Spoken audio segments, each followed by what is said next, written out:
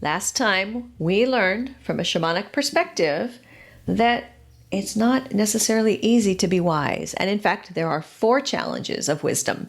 And those 4 challenges are overcoming fear, validating clarity, using power wisely, and accepting our own mortality.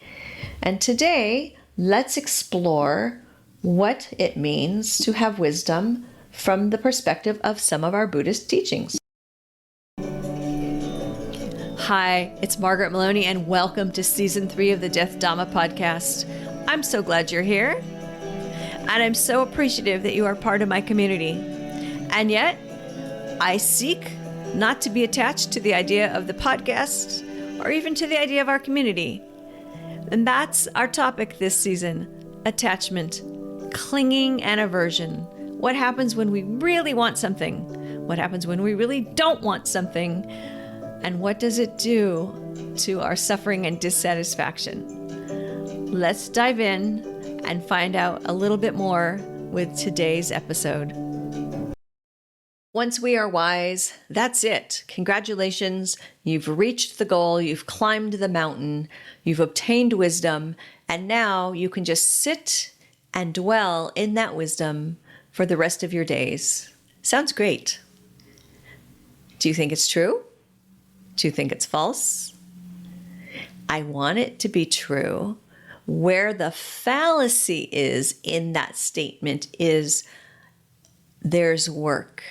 And there's work that we must do every day to acquire and continue to live with wisdom.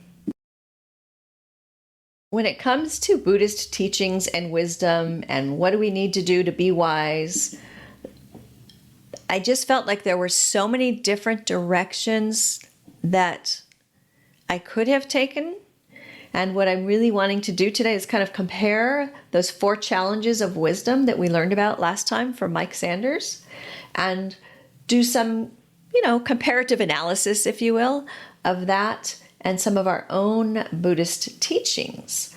So after contemplating this and wondering what to do and how to do this, I realized it's about coming back to basics, which is so often the case for me, right? Coming back to the truth of suffering and the truth of attachment and the truth of impermanence. And today, coming back to the Noble Eightfold Path.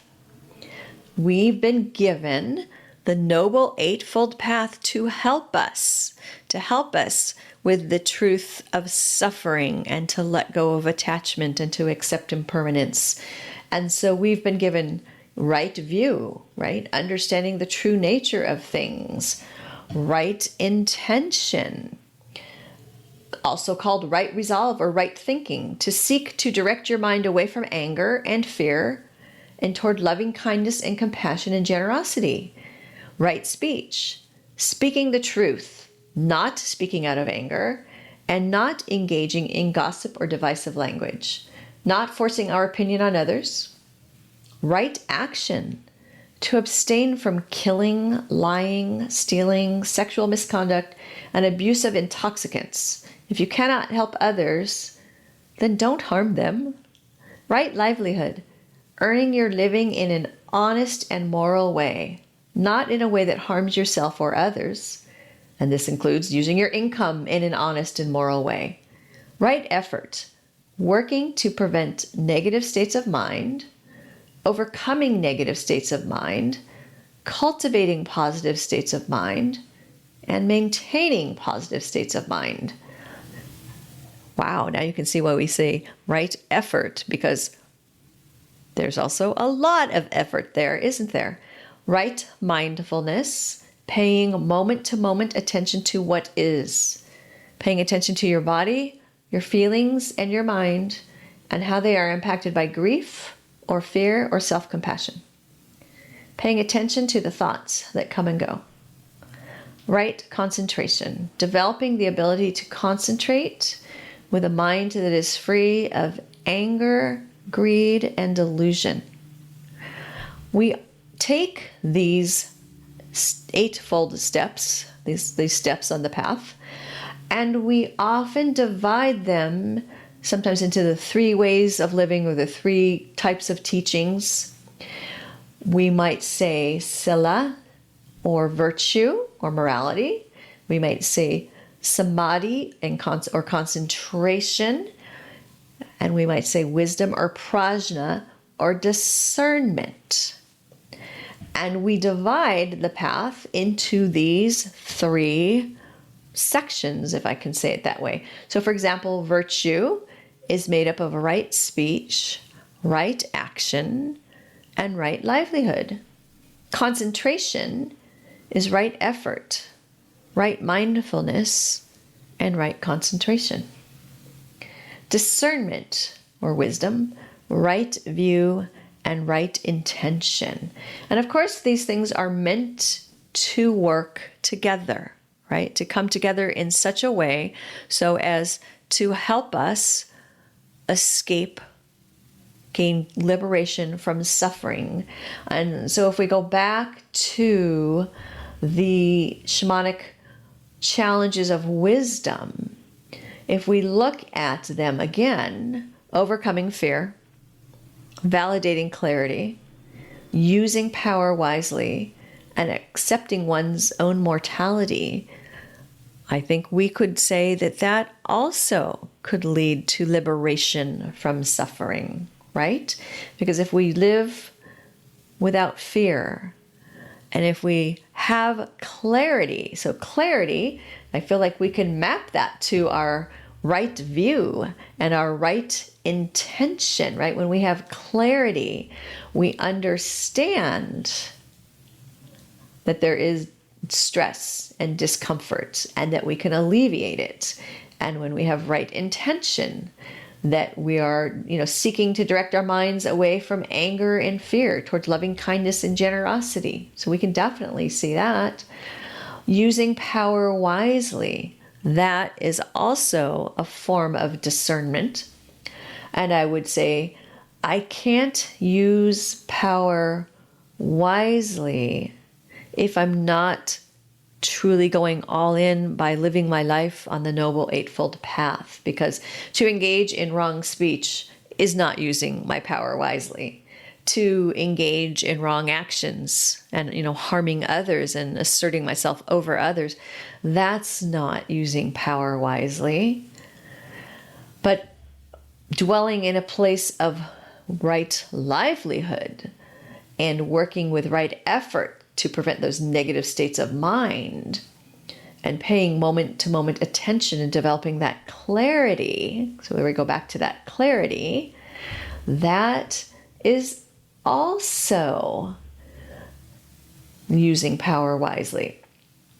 And to accept our mortality, to accept our mortality does require us to have that right view, right? To have that wisdom or prajna or discernment, to have that right view and understanding.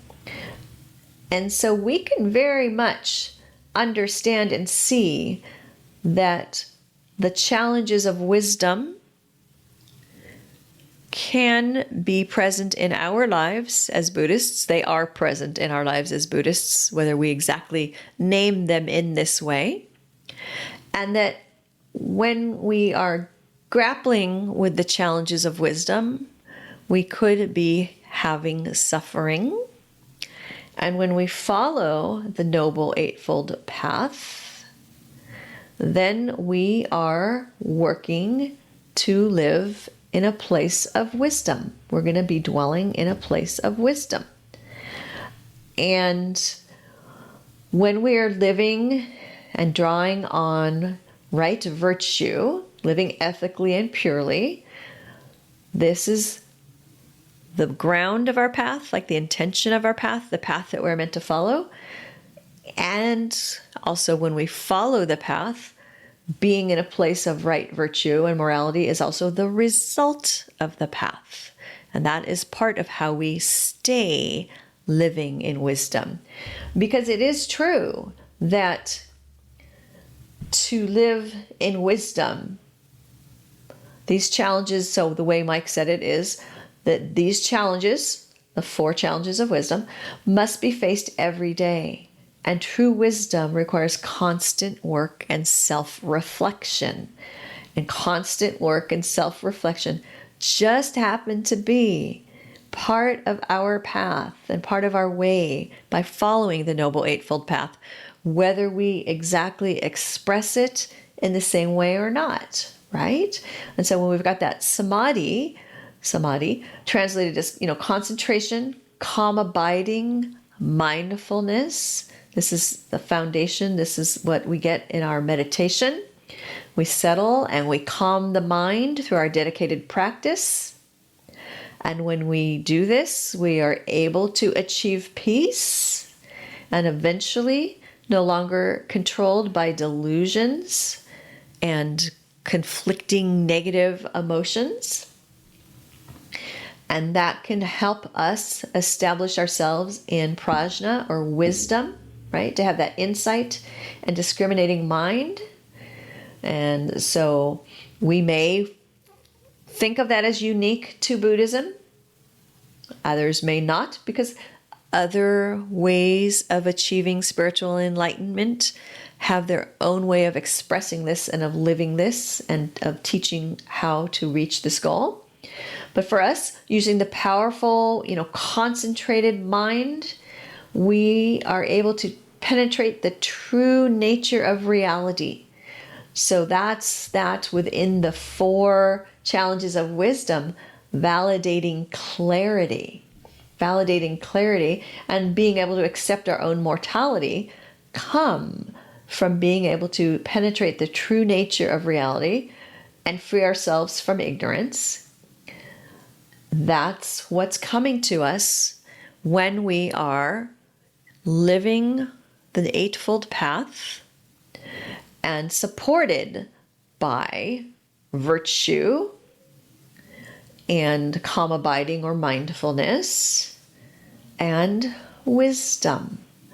And so I would say that, is there a 100% match between the shamanic way? No, of course not. There are different ways. There are different ways of expressing.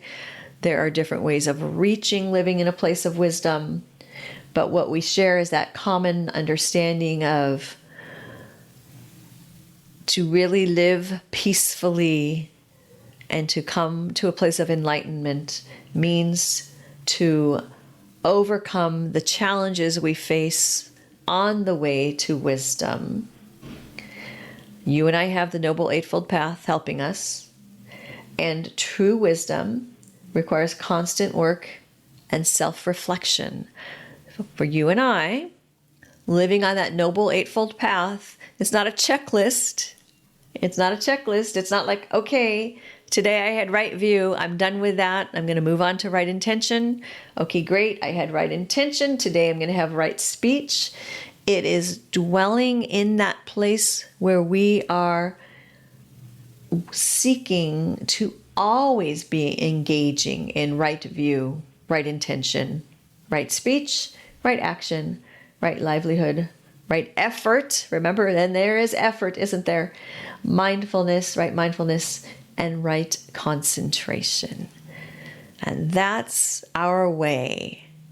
And I'm joining you on the path and cheering us all on as we seek to live in a place of wisdom.